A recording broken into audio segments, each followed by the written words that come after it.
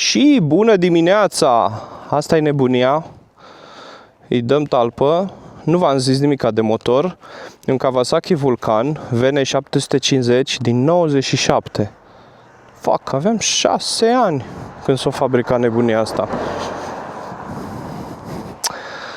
Dar despre motor vorbim mai multe pe drum. Acum ne luăm la revedere de la Magda. Oh. Să ai călătorie plăcută. Mulțumesc. Nu știu cât de aproape te vezi cu... Uite, scrie ceva pe cameră. Swipe down to set length of time before screen turn off. Ți se poate stinge ecranul după un timp. Sigur se stinge ecranul după un timp.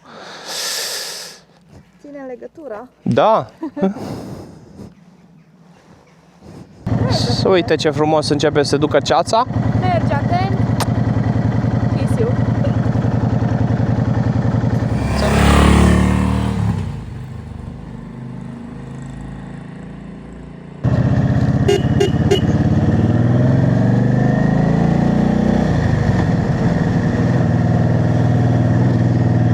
Și am plecat, dragilor. E o ceață. Hai să ieșim puțin din oraș să vedeți cum se vede. Plecarea din rampă. Acum ne concentrăm puțin. Nu-i cea mai bună poziția. Împinge puțin geanta de la spate, da, o să se așeze ea. E ușor răcoare, cred că sunt undeva la 15 grade. Airbag-ul e pornit. Răcoare este. Este și roșu la semafor, care s-a făcut verde. Cred că ați vorbit voi cu el sau ceva. Vai, de-abia am reușit să adorm aseară. Vă dați seama. Cred că și voi când plecați undeva într-o excursie, într-o vacanță, entuziasmul ăla de cu o seară înainte de nu te lasă să dormi. O să avem 8 zile frumoase. O să vă arăt lucruri pe unde trec. Ia uitați ce ceață-i. Ia uitați. Și ce vânt! Și ce vânt! Astăzi, uite, avem 272 de kilometri de făcut. Ușor umed pe jos pe alocuri. Nu ne grăbim, mergem ușor. Plecăm în aventură, dragilor! Și cam acum începe să se vadă adevărata ceață.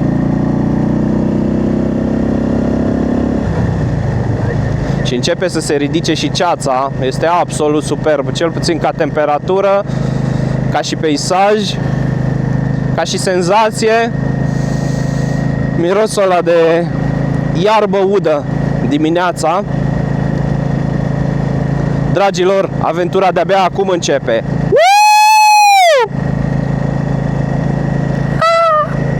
Da, îmi spune și Waze-ul că avem ceață în față.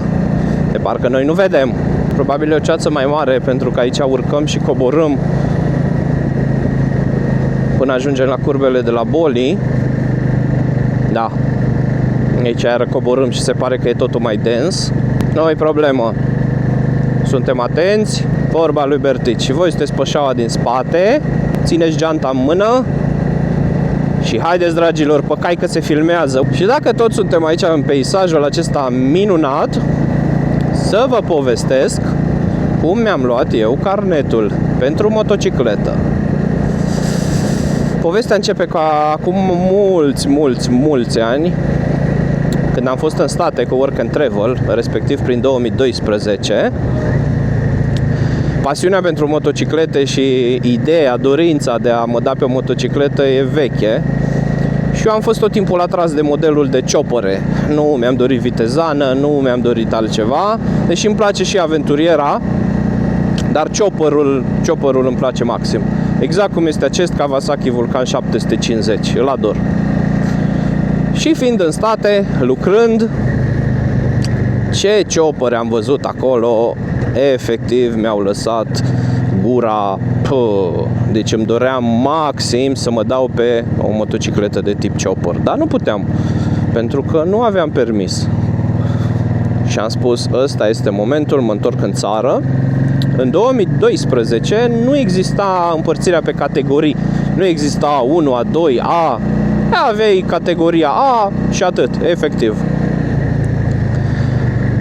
zis și făcut. Până la un moment dat, nu am reușit să mă întorc din state în țară.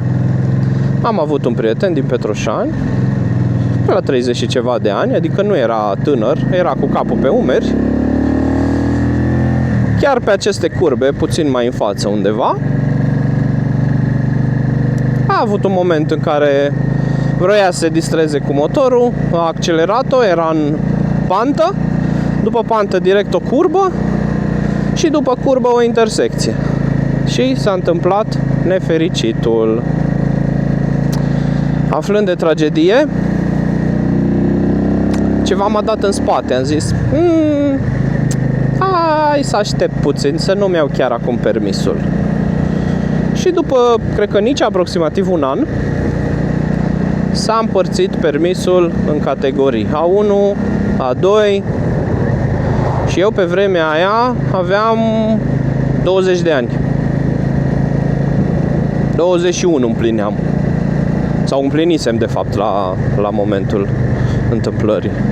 Și la 21 de ani, conform categoriilor, eu puteam să dau maxim de A2. Ceea ce însemna maxim un 500 de centimetri cubi. Și nu eram eu 100% convins că îmi doresc un chopper doar de 500 de centimetri cubi. Vroiam 600, 700, 800 și uite că exact în range-ul ăsta a ieșit soarele! Exact în range-ul ăsta m-am încadrat cu vulcanul ăsta de 750. Culmea culmilor e că orașul natal este Petroșani și lângă Petroșani se află orașul Vulcan, exact ca denumirea acestei motociclete, Vulcan. Poate știau japonezii ce știau când i-au dat acest nume, prin nu știu când au apărut primele modele de Vulcan, prin anii 80, cred. Sau poate mai repede, spuneți-mi voi în comentarii. Chiar nu știu. Știu că este un Vulcan 750 ca acesta, creat, fabricat în Japonia în 1986. Cred că dacă acum aș discuta cu Motorbike, mi-ar da una după cap că de curând m-am uitat la video-ul lui despre Vulcan, review-ul pe care l-a făcut cu 650S-ul. Da, nu mai țin minte, știu că a povestit puțină istorie. Lăsați-mi voi în comentarii, o să caut și eu după ce o să ajung la hotel după masă. Așa. Și am amânat. Zic, hai să aștept să nu-mi iau acum permisul. S-au schimbat, s-au apărut categoriile. Mi-am dat seama că nu am vârsta necesară pentru categorii și cumva din dorința aia de a-mi lua permisul de A, mi-a ajuns undeva în spatele minții și zic, o să-l iau cândva. Și acel cândva a fost anul ăsta, în 2025. Pentru că, nu știu, soarta, numerologia, nu știu, nu cred, nu sunt adeptul teoriilor conspirației, dar au trecut 13 ani. 13 ani de când am dorit să-mi iau motorul și am tot amânat și am tot amânat. Și vorba aia, corpul îmbătrânește, nu o să poți să te dai pe motor toată viața, sau cel puțin nu va mai fi la fel. Și am spus, gata, nu mai amân. Am pus banii jos, m-am dus, m-am înscris la școala de șoferi, am făcut orele cât de repede am putut, am luat primul examen pe care l-am putut lua, inclusiv sala. Da, uite aici la sală vreau să vă mai dau o informație, poate sunteți unii dintre voi care vreți să dați de A și nu-l aveți. De puțin timp, când faci școala de șoferi, să spunem cum am făcut eu, am făcut școala de șoferi în Hunedoara. În județul Hunedoara, ca și până acum, poți să dai liniștit sala, dar de puțin timp au introdus un aspect, sala, examenul, acela scris pe calculator cu întrebări, îl poți da oriunde în țară. Singurul inconvenient e puțin așa o mică birocrație, dar nu cred că vă afectează. În ideea, când te programezi într-un alt județ, cum a fost și cazul meu, eu m-am dus și am dat în Târgu Jiu, în Gorj, fiind aproape de Petroșani. Am dat sala acolo, a trebuit să-mi schimbe adresa, încadrarea de pe Drosar, de pe Hunedoara, pe Gorj, după care eu, după ce am luat sala, După ce iei sala, pe ecran îți apare dacă vrei să te programezi instant la oraș. Fiind într-un alt județ, nu m-am putut încadra să mă programez direct la oraș și a trebuit să revin în Petroșani, să mă duc la permise, la înmatriculări, să o rog pe tanti de acolo să-mi repună dosarul de pe județul Gorj pe județul Hunedoara și atunci puteam ori să-mi fac eu online, dar dacă eram deja la ghișeu, am rugat-o pe dânsa să-mi facă ea programarea la oraș. Și așa am ajuns, am dat orașul în Deva, deși inițial trebuia dat în Hunedoara. Dar o să vă povestesc cum a fost și la școala de șoferi. Hai să ne bucurăm acum puțin de peisajul ăsta, că începe să încingă soarele deja. Este 8 fără 10 minute, aproape, fără 11. Și noi suntem pe serpentinele de la Boli, cu o inclinație de 10%, trebuie să avem grijă. Unde încă nu a ajuns soarele, e posibil să mai fie umed. Și au adăugat aceste balustrade, separatoarele astea de drum. Am văzut că au fost câteva accidente, mai ales la Ciopea mai în față, tot pe baza acestor separatoare. Și să mergem ușor. Vă pup! Mantra ce-o portăm mereu într-o lume haotică, sunt un zeu. Caut disconfort să-mi simt pielea vie, aventură nesfârșită, o poveste târzie.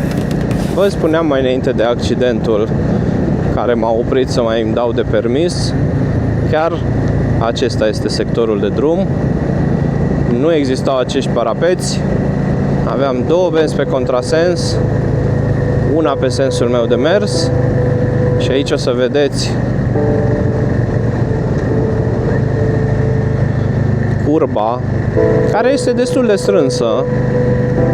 Din ce îmi aduc aminte, cred că acul motocicletei era blocat undeva la 130 după accident. Deci,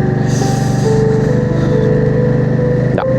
Și aici drumul se lățește foarte mult, iar în partea dreaptă și în partea stângă avem o intersecție.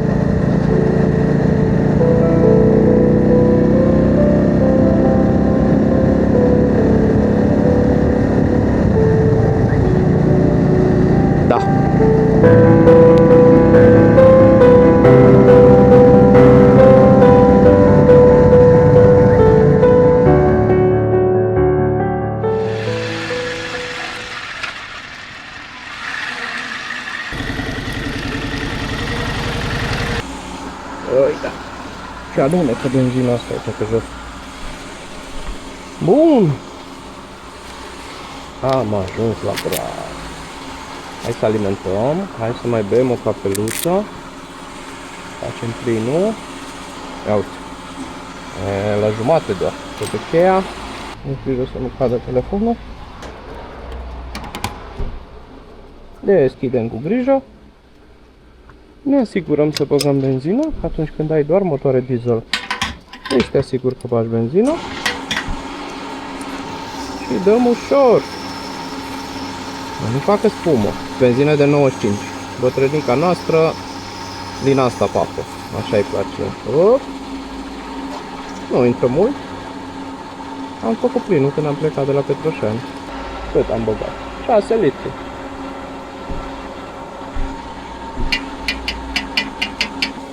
Punem pompa la loc. Închidem bușonul.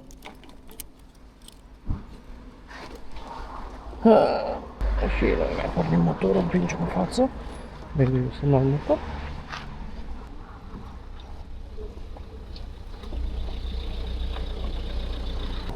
Hello. How's going? All good. How about you?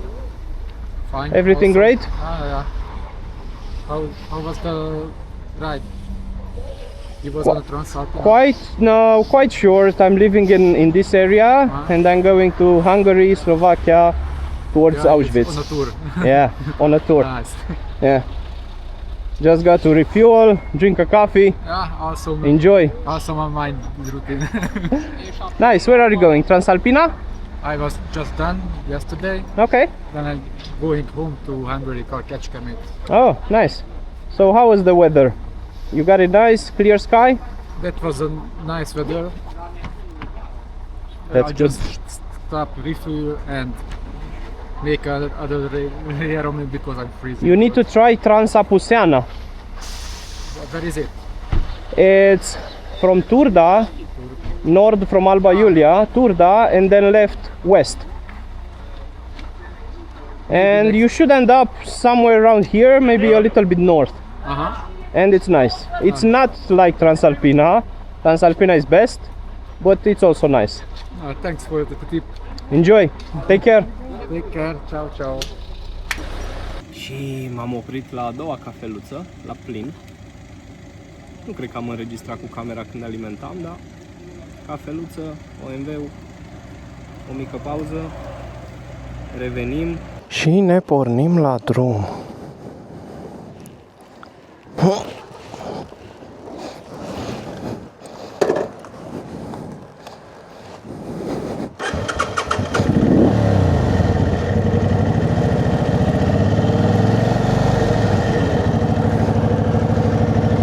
Ne uităm dacă avem ceva în spate.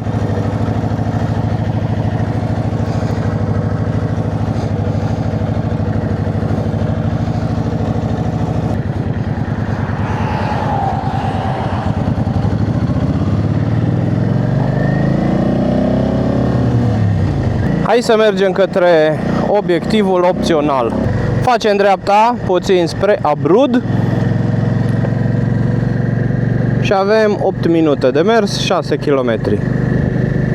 Aici cred că facem dreapta. Să vedem. Trebuie să ne bage prin oraș.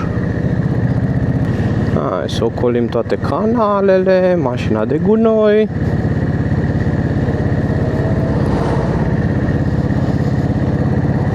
Nivelatoarele astea urâte, înalte.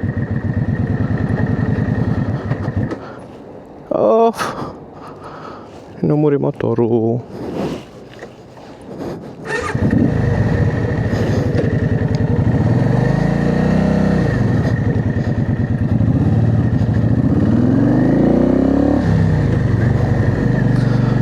Nu știu de ce la viteză mică, când mă joc cu ambreiajul, dacă nu-i dau accelerație, imediat, poc. Și cred că răspunsul e că sunt începător. Cel mai probabil ăla e răspunsul. Dar ce-ar fi o aventură fără peripeții, oricât de mici. Oricât de mici. Că nisipul ăsta de aici de pe jos e foarte periculos. Mai ales dacă virezi. Fuge fața imediat. Hai să vedem, aici facem dreapta. Bam, bam, bam, bam. Dacă chiar e poliție, cum zice pe Waze, ar fi deja a treia. Da, nu au ei treabă cu motocicliști. Hai să vedem, mai avem 3 kilometri.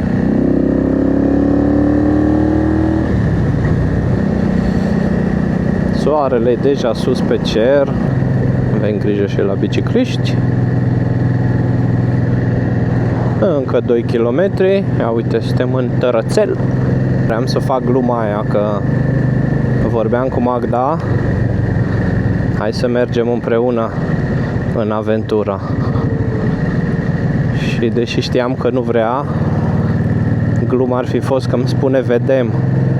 După care eu aș fi revenit de pe traseu și am zis vedem, vedem, dar eu văd asfaltul, verdeața și mirosul, tu vedem story. Mai avem 1 kilometru și ajungem. Obiectivul secundar este Muzeul Mineral Toda. Hai să intrăm.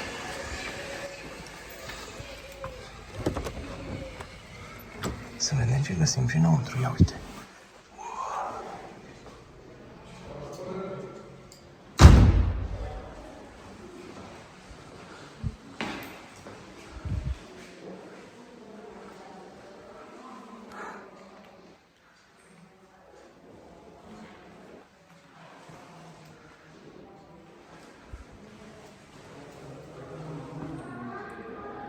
Aici. Să mergem sus, să vedem ce ne spune, ce mai putem găsi. Hai să vedem, intrăm, plătim.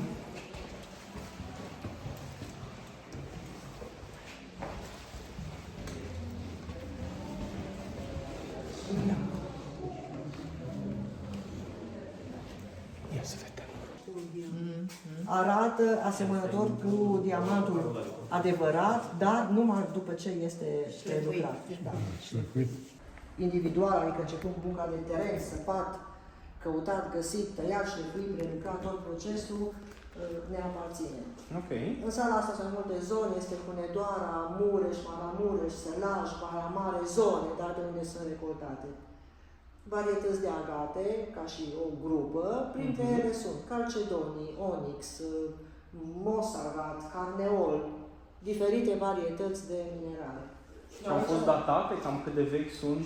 Milioane de ani în urmă, cel puțin acolo avem o vitrină cu lemn silicifiat, alea sunt datate. Sunt curios. Da, acolo, la astea de aici, astea sunt datate între 6 și 10 milioane, 11 milioane de ani în urmă. Este secțiune dintr-un palmier. Ăsta? Da. Wow. Și aici avem o secțiune dintr-o ferigă. Pentru asta am venit. Haideți să vă arăt ce este aici. Lemn pietrificat. Să mai întrebăm pe tanti. Este acum un grup și termină cu ei și după am zis că ne mai explică, dar arată într-un mare fel. Wow!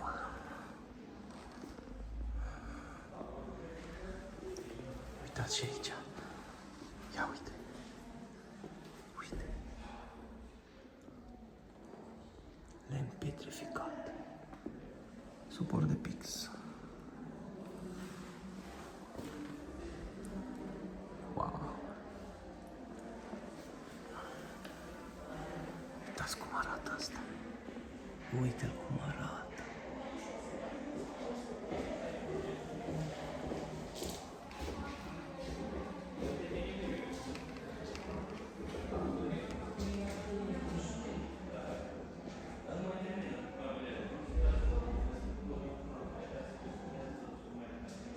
Aici am și găsit denumiri.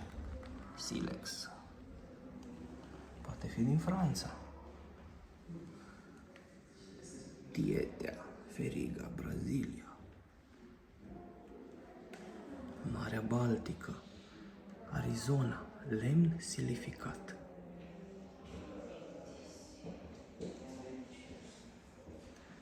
Aici mai sus avem din Mexic. Opal de foc, scuze. Și vestitul loc de tigru, uite-l. Uite. Amazonit. Din Alpii granat. Uite, mai avem crisoprază. Da. Puteți face glume că e verde ca prazul. Auralit. Distene. Mamă, cum arată. Fai, cum arată. Uite-l cum arată. Incredibil. Incredibil. Și să vă arăt ceva la ce nu vă așteptați. Florina din China.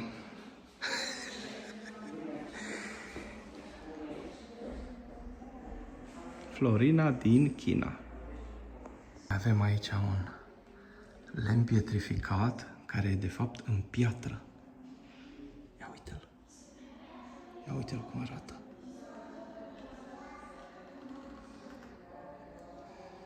Chiar stai să te întrebi acum multe mii, sute de mii de ani, poate chiar milioane. Ce om mai fi fost pe planeta asta? Ia uite. Uite cum arată. Uite cum arată. Uite. Incredibil. Incredibil.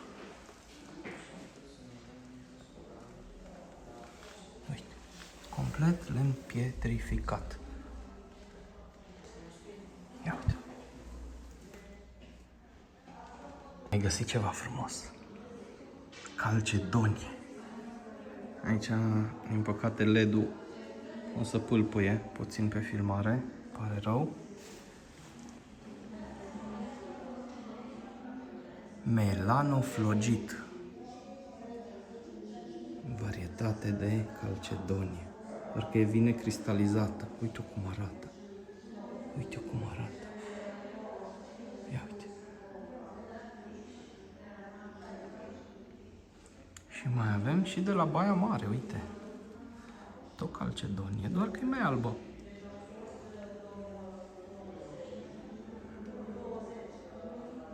Ia uite.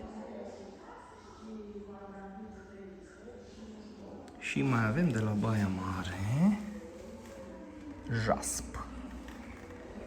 Asta nu pare atât de spectaculos, dar în schimb astea albastre. Nu știu dacă redă camera culoarea, dar se vede superb. Superb. Dacă tot spuneam de jasp, am mai găsit aici și aici mai jos. Doamne, ce texturi! Ce texturi! Ce texturi! Ia uite! Ia uite! Wow! Wow! Wow! Asta ca și locații, astea sunt undeva mai aproape de noi, încolo către stațiunea Vața, pe lângă Oci, în zonele acelea. Le-am identificat. Frumos! Ce a zis între 6 și 10 milioane? Și 10 milioane, așa mi s-a confirmat. Wow! Soțul, pe baza lor, cei vitrina asta și Agate în partea cealaltă, are lucrări cu Bucureștiul, pe partea de lemn silicifiat. Și mostra aceea este de la noi, micașistul are granat în el. Da, și ăsta galben e sulf. Ăla este sulful, piese vechi. Wow! Și ăsta ați zis că e de la noi. Și rodocrozitul din Maramureș. Din Maramureș. Frumos. Un anume tipar, o textură. Da, este renumitul Agat de Techereu. Sunt pasionați, sunt geologi, deci încă se caută să mai fac prospecțiuni, e pasiune, deci nu pentru a fi prelucrat la scară industrială. Și restul este aur aluvional, aur căutat, găsit în ape. Mureș, Strei, Criș, Arieș, apele care înconjoară cât de cât, așa, aria. Zona de aici. Da. De asta spuneți că este o copie. Să nu creadă cineva că e originalul și... Întotdeauna spun că... Mai bine. Asta înseamnă să prelucrezi, adică vezi ce-ți oferă piatra, știi cum să o exploatezi, ce unghi să o tai, ce să scoți mai frumos și interesant din ea. Asta cum se numește? Este tot un agat. Tot un agat. Tot un agat, dar cumva straturile au fost... ai profitat de structura pietrei și le-ai dus într-o direcție anume, ca să spun ce citesc și ce informații am primit. Așa. Da? Auralite 23. Este un mineral care a fost descoperit în Canada, acolo sunt mine, exploatări unde se prelucrează, se exploatează. Este rar. În compoziția lui, de asta și scrie 23, în compoziția lui sunt 23 de minerale identificate, aur, argint, cupru, platin, titaniu, etc., da? Lista aceea de 23, plus altele, celelalte, plus altele nu exemplifică ce minerale sunt. Da, și ca vechime, între 1 miliard, 200, 1 miliard, 500 de mii de ani în urmă. Așa scrie că sunt printre cele mai vechi formațiuni care au stat odată la constituirea scoarței. Și Canada se știe că este cel mai vechi ținut. De asta se și spune că este de înțeles cum că acolo ar fi fost descoperit. Și este singurul loc în lume. Singurul loc de pe planetă. Asta a fost, dragilor, la Muzeul Toda. Aici. Așa arată, dacă vreți să veniți și voi să vizitați. Pur și simplu din principală se intră pe o alee mică și ajungeți chiar la Muzeul Mineral Toda. Doamna dinăuntru a fost extraordinar de amabilă. Tot ceea ce am găsit înăuntru a fost extraordinar de frumos. Și nu sunt doar din România, din județul Hunedoara, sunt de peste tot din lume. Chiar merită să veniți, să vedeți cu ochii voștri. Am ajuns la Hotel Transit.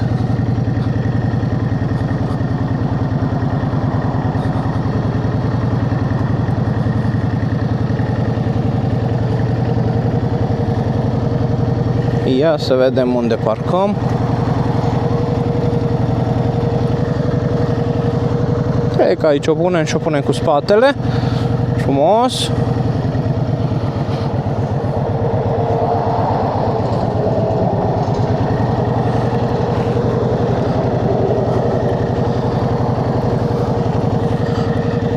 Ia să vedem.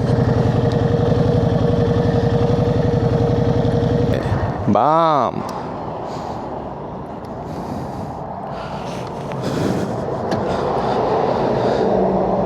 Am ajuns! Prima secțiune de drum este finalizată. Hai să vedem cum e camera. Ne reîmprospătăm un pic și am un restaurant la care vreau să reajung. E pita lui Dumnezeu. Aici în Oradea. Hai, vă iau cu mine. Adrian, da.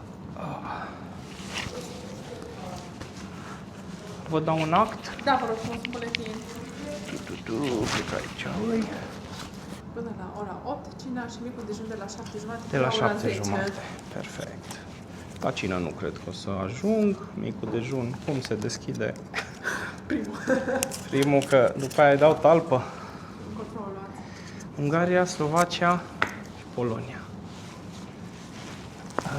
Dau cu telefonul. De fapt, dau cu cartul. Pe persoană fizică fac acolo. Fizică, nicio problemă. Aici o să fie camera, etajul 2. De 204. aici cu liftul, da. Perfect. Mulțumesc mult! Da.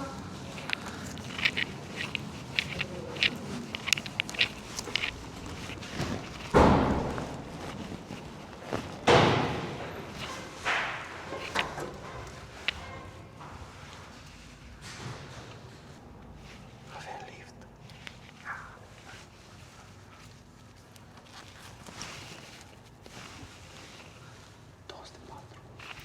Hai să vedem cum e camera.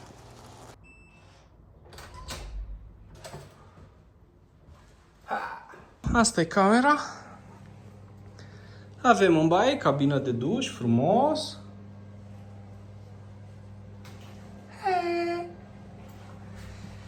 Chiuvetă, oglindă, avem WC-ul. Aici nu cred că mai avem nimic după. Nu, avem prosoape. Un mic dulap, cuier. Două pătuțuri. Și avem terasă. Ia să vedem cum se vede de pe terasă. Hai să las casca și mănușile jos. Uite, avem un steag. Frumos. Cred că de aici avem motorul. Steagul României. Da, uite-l. Uite-l. Uite bătrânica mea. Și asta văd eu de pe geam. Într-o parte și în cealaltă. E gălăgie foarte mare. Balconul e împărțit. Acolo sunt alte camere. E frumos. Pare curat. Totul pare adecvat. Merg să iau și restul bagajelor de la motor și revigorare un pic, după aia ieșim în oraș. Hai! Am o freză. Am o freză. Am o freză. Așa e când poți cască în orice zvaci. Hai că e frumos liftul. Uite. Un telefon. Hai să luăm bagajele. Pac! Pac! Și pac! Și gata bagajele. Bun! Hai în oraș!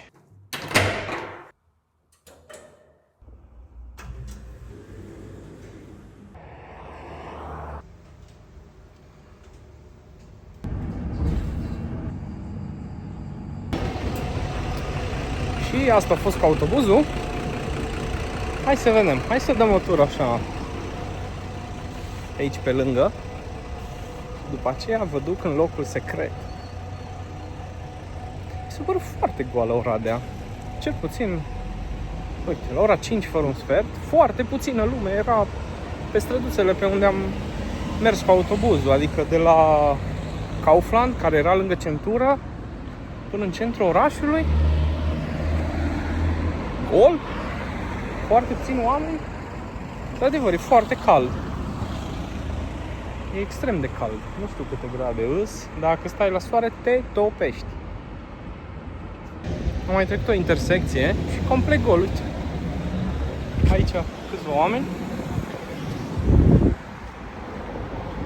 Ori au plecat oamenii din oraș în weekend și nu prea sunt turiști. Hai că o să ajungem pe pietonala cu restaurante, să vedem acolo cum e. În continuare, foarte cald. Foarte mișto au autobuzele. Poți să plătești cu cardul. Uite nunta. Aia, rupe-ne cu claxonul.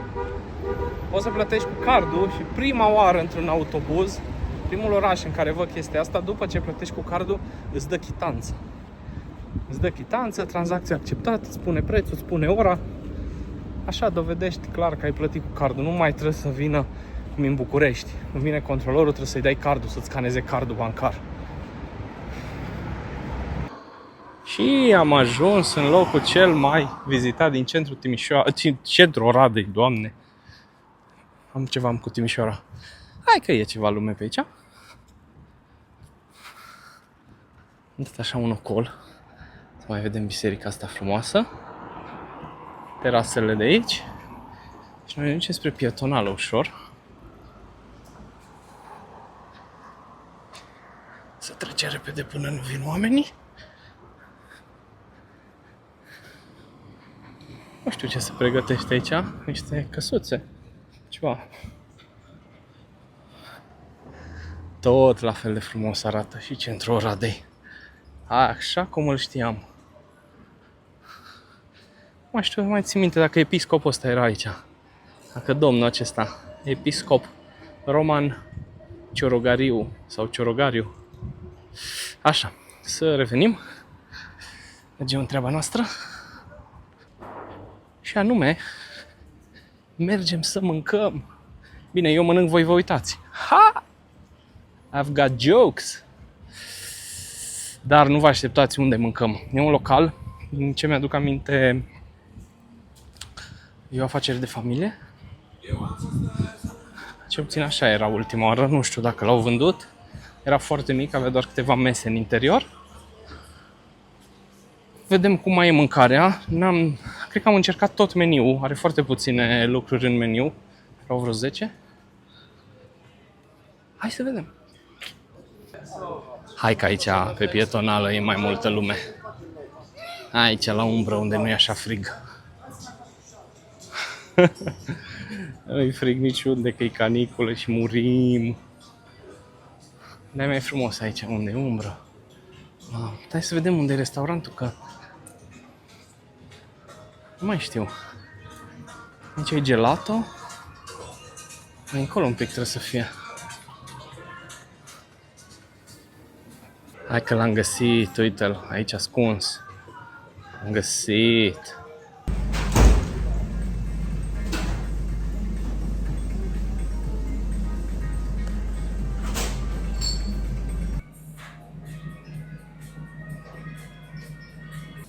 Doamne, cât de bine arată. Doamne, cât de bine arată.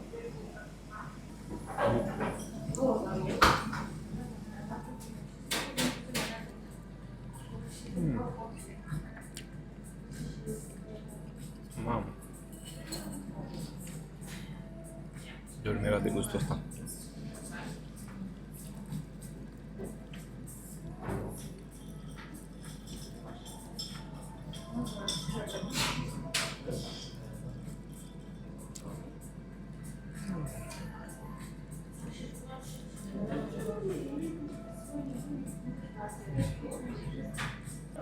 Deci atât de bun a fost. Efectiv. Atât de bun. Deci așa arată desertul. Crunch cu zmeură.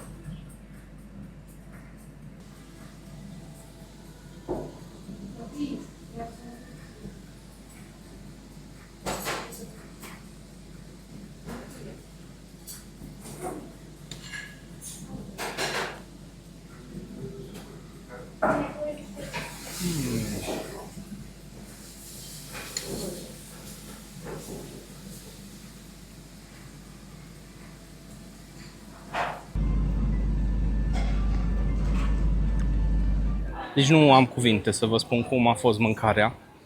Într-adevăr, au adăugat mai multe produse în meniu, ceea ce m-a surprins. Din păcate nu mai aveau tiramisu la desert, dar crunch-ul ăla cu zmeură și pastele. Dacă vreți paste care să nu fie cu smântână, să fie cu gălbenuși de ou, recomand Eat It întotdeauna. Are 4,8 pe Google Maps, nu e nimic sponsorizat, am plătit tot. Aș reveni aici ori de câte ori am ocazia. Wow! Dragilor, de aici, de la statuia lui Carol Ferdinand, din piața centrală din Oradea, vă mulțumesc mult că vă uitați la vlog. O să închei aici episodul de astăzi, o să merg înapoi la hotel, editez totul, vi-l postez ca să-l vedeți cât mai repede și mâine va fi ziua 2 din aventură, traversăm Ungaria și ajungem să dormim în Slovacia. Acolo o să ajung cu motorul, vedem ce se întâmplă mâine. Astăzi, vă pup, viața e frumoasă! Vară visuri ca frunze în vânt, disconfortul e cheia, e al meu cuvânt. În fața necunoscutului mă simt viu, lupt pentru clipa asta fără niciun pustiu. Recurg în munte sau primă de urconci, caut răspunsuri, mă pierd printre stânci. Viața e frumoasă, simt că respir, cu fiecare pas tot mai sus aspir. În vreme curge ca un râu, viața e frumoasă, să trăiesc, nu-i târziu. Caut